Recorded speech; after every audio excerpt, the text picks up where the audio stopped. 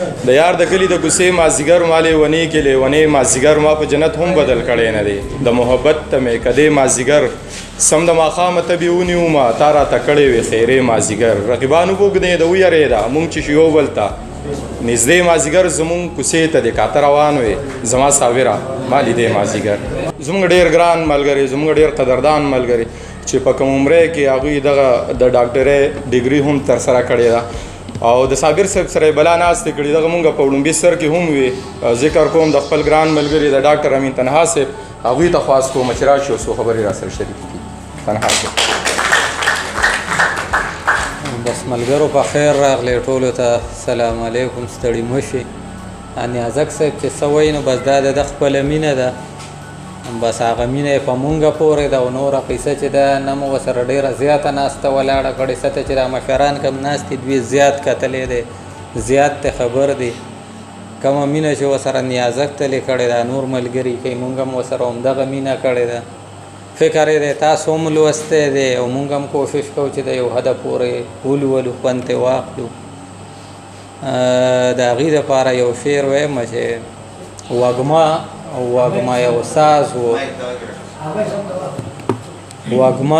وږمه یو ساز و د نغمې به خورېدو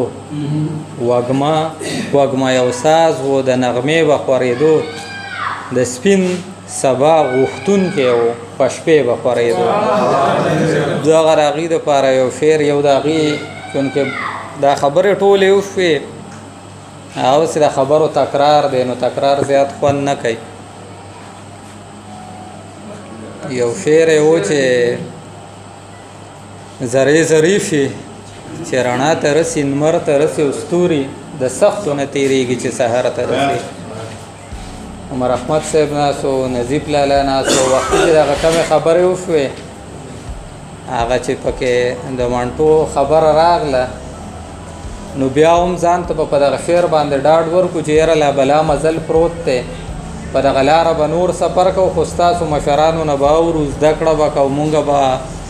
هغه خپله نور هم کوشش وکړو چې ولولې او د ده دا فکر د نوې دنیا سره نور راسم کو او آیا چرته زما خپله دا عقیده ده چې په صابر صاحب به ایمان هم نه راوړو انسان دی که چرته تیندک یې خوړلی وي پکار دی چې د هغه تیندک هم سړی په نښه کړي چې یاره دلته هغوی تیندک شوي دي که چرته بیخي تیندک نه دی خوړلی نو بیا زه خپله نور حیرانېږم او بیا دا سړی چې دی په یو بل مقام باندې پکار دی چې سړی وستایي اول ته د ده مقام په هغه ځای باندې وکړي او بله دا خبره ده چې ډېر ما د څو مشرانو په حواله واورېدې چې دی چېرته کنفیوز نه دي پاتې شوي زه دغه مشرانو ته هم زیات حیرانېږم ځکه چې نن زه خپل مشران دي دا زموږ چې څونه مشران دي کله کله چې موږ د ځان د پویولو دپاره رښتیا خبره د تپوس پوښتنه کوو ځکه دوی زموږ نه بلا زیاته لوسته کړې ده او بلا موږ هسې روایتي ډګرۍ اخیستې دي دوی ژوند کتلی دی ژوند یې زده کړی دی خو چې کله بیا موږ یو خبره کې نښتي یو نو هغې هم وایي چې یاره دا خبره مخکې بس یو لړه غوندې ده پکار دی چې دغه مشران دا لاره سمه کړي دا لړه ختمه شي او یو روڼ غوندې سفر وکړو دغه مشران اوس هم دغه چې ګرانه ده مونږ هم د دغې ګرانۍ سره مخ یو کوشش کوو چې سراڼه په دغه فکر کې ځان ته پیدا کړو که مونږ زمونږ شاعران دومره لوی دي دومره عظیم دي دا د قام مونږ سترګې ګڼو پکار دی چې د قام دا سترګه ماته نن لار وښایي که راته نشي ښولی نو بیا که زه یم که بل دی او که هر څوک دی نو مزه یې نشته دی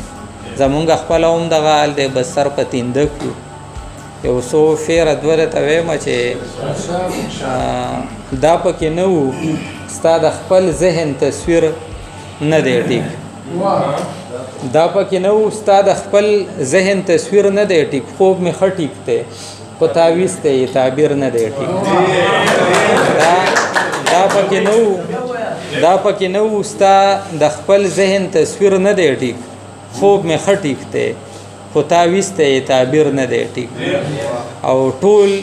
مریدان دي جمع شوي د ګدۍ په خوا کې بیګا په شپه خبر خور شوی دی چې پیر نه دی ټیک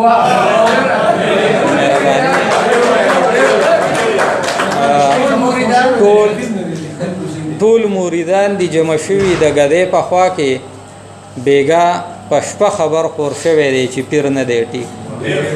او اخري یو شعر د سره د غزل شریکوم چې څوک په دې ووژني او غل به معلوم هم نشي څوک په دې ووژني او غل به معلوم هم نشي ستا سره ښکلیه د ښایست دومره جاګیر نه دی ټیک